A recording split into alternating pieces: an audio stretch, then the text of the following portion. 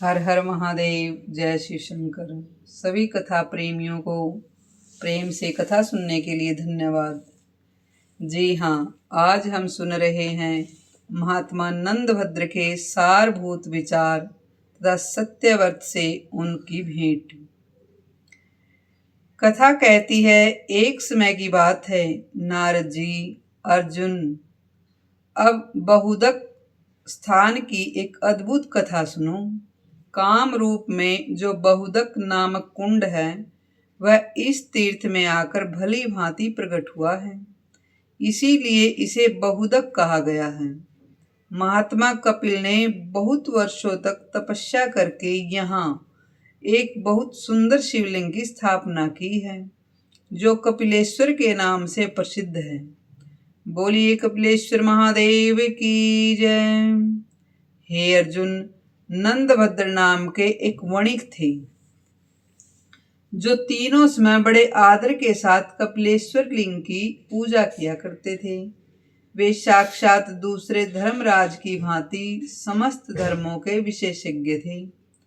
धर्मों के विषय में जो कुछ कहा गया है, उसमें कोई भी ऐसी बात नहीं थी जो नंदभद्र को ज्ञात न हो।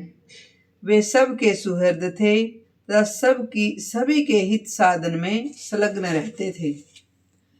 उन्होंने मन, वाणी और क्रिया द्वारा इस परोपकार धर्म का ही आश्रय ले रखा था।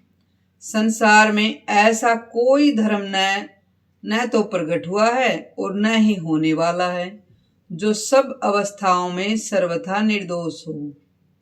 कथा कहती है, इस निश्चय पर पहुंचे हुए नंदभद्र ने इस विशाल धर्म समुद्र का सब ओर से मंथन करके जो सार तत्व ग्रहण किया था, उसे बतलाता हूँ, सुनो। नंदभद्र जीविका के लिए वाणिज्य को ही श्रेष्ठ मानते थे। उसी को अपनाए हुए उन्होंने थोड़े से काठ और घास फूस से अपने रहने के लिए घर बना रखा था, और सब लोगों की भलाई के लिए वे थोड़ा सा ही लाभ लेकर व्यापार करते थे। उनके क्रय विक्रय की वस्तुओं में मदिरा सर्वथा वर्जित थी, यानी मदिरा की मनाही थी व्यापार में। उन्होंने यहाँ ग्राहकों के साथ भेदभाव नहीं किया था। झूठ और कपट का तो वहां नाम भी नहीं था। वस्तुओं के आदान प्रदान में वे सबके साथ समता पूर्ण बर्ताव करते थे। बिना छल कपट के दूसरों से खरीद की वस्तु लेकर उसे बिना किसी धोखाधड़ी के वे सब लोगों के हाथ बेचते थे। यही उनका श्रेष्ठ व्रत था। कुछ लोग यज्ञ की प्रशंसा करते हैं, परंतु नंदभद्र ऐसा नहीं मानते थे। उन्होंने यज्ञ में आए हुए कुछ दोषों का लक्ष्य करके ही ऐसी धारणा बनाई थी। तथापि वे श्रद्धा पूर्वक देव पूजन, नमस्कार, स्तुति, निवेदन आदि यज्ञ की सारभूत बातों का सदा ही पालन करते थे।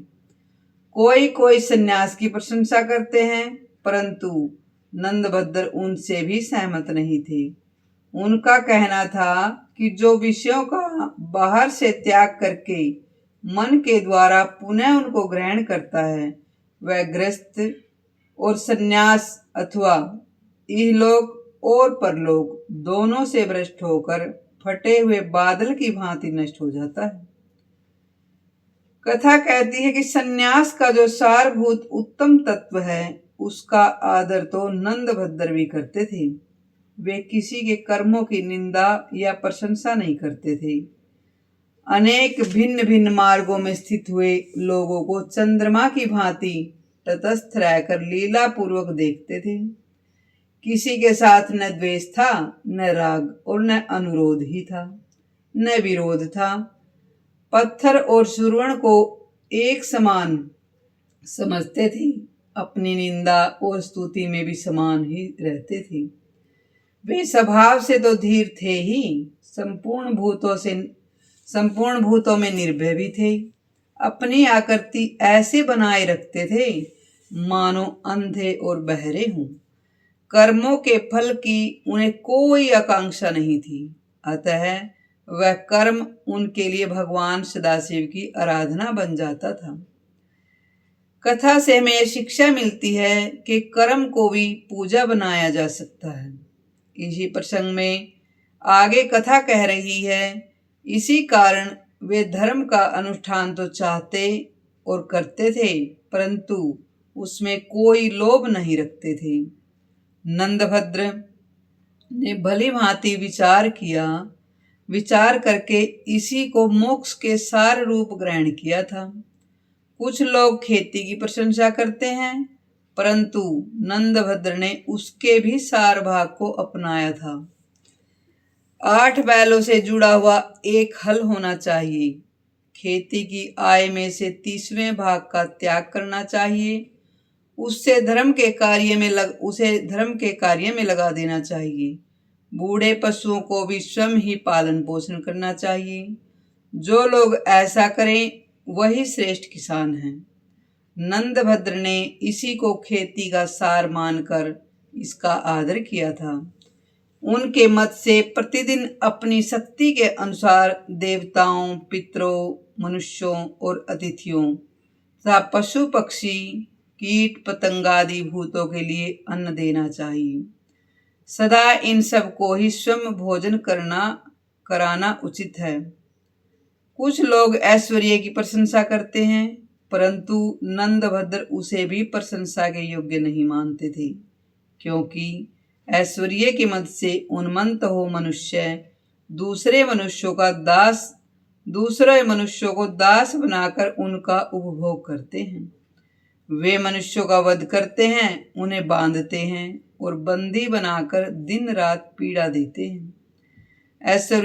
ऐश्वर्यशाली पुरुष अपने को अजर अमर समझकर दूसरों के साथ दुर्व्यवहार करते हैं। बोल शंकर भगवान की जय। उन पर ऐश्वर्य का मद तो रहता ही है, मदिरा पान के भी मद से वे अत्यंत मत वाले हो उठते हैं। वास्तव में जो धन के मद से उन्मत्त होता है वह पतित होकर विवेक खो बैठता है। अतः संपूर्ण भूतों प्राणियों को अपना स्वरूप मान के उनके प्रति अपने जैसा ही बर्ताव करना चाहिए। जिसकी सर्वत्र आत्मदृष्टि है वह ऐश्वर्य से मत वाला नहीं होता। कथा कह रही है कि जो हर जगह परमात्मा का ही स्वरूप देखता है वह कभी भी धन संपत्ति के मद में बावला नहीं होता। जो सबके शरीर में अपने ही जैसे सुख दुख का अनुभव करता हो, ऐसा ऐश्वर्यशाली पुरुष आज कहाँ है। इसीलिए नंदभद्र ने ऐश्वर्य का जो सार भाग ग्रहण किया था वह भी सुनो। वे अपनी शक्ति के अनुसार सभी प्राणियों की सेवा करते थे, किसी की भी सेवा से वे विमुख नहीं होते थे। इस प्रकार इधर उधर प्रकट हुए सारभूत सदाचार का संग्रह करके बुद्धिमान नंदभद्र उसी का पालन करते थे। इस आचरण से रहने वाले साधु शिरोमणि नंदभद्र के सद्व्यवहार की देवता लोग भी सराहना करते थे। इंद्र आदि सब देवताओं को उनकी स्थिति देखकर बड़ा विस्मय होता था। इसी स्थान में एक शूद्र भी रहता था जो नंदभद्र का पड़ोसी था। उसका नाम तो था सत्यव्रत, किंतु वह बड़ा नास्तिक और दुराचारी था। धर्मपरायण नंदभद्र पर बारंबार दोषारोपण किया करता था और सदा उनके दोष को ही ढूंढता रहता था। उसकी इच्छा थी कि यदि इनका कोई छिद्र देख पाऊं तो इन्हें धर्म से गिरा दूं। खोटे हृदय वाले क्रूर नास्तिकों का यह स्वभाव होता ही है। वे अपने को तो नीचे गिराते ही हैं और दूसरों को भी गिराने की चेष्टा करते हैं। धार्मिक वृत्तियों से रहने वाले बुद्धिमान नंदभद्र वृद्ध अवस्था में बड़े कष्ट से उनको एक पुत्र हुआ, किंतु वह चल बसा, यानी मृत्यु को प्राप्त हुआ। इसे प्रारब्ध का फल मानकर उन महामती वैश्य ने शोक नहीं किया। देवता हो या मनुष्य, प्रारब्ध के विधान से कौन छूट पाता है।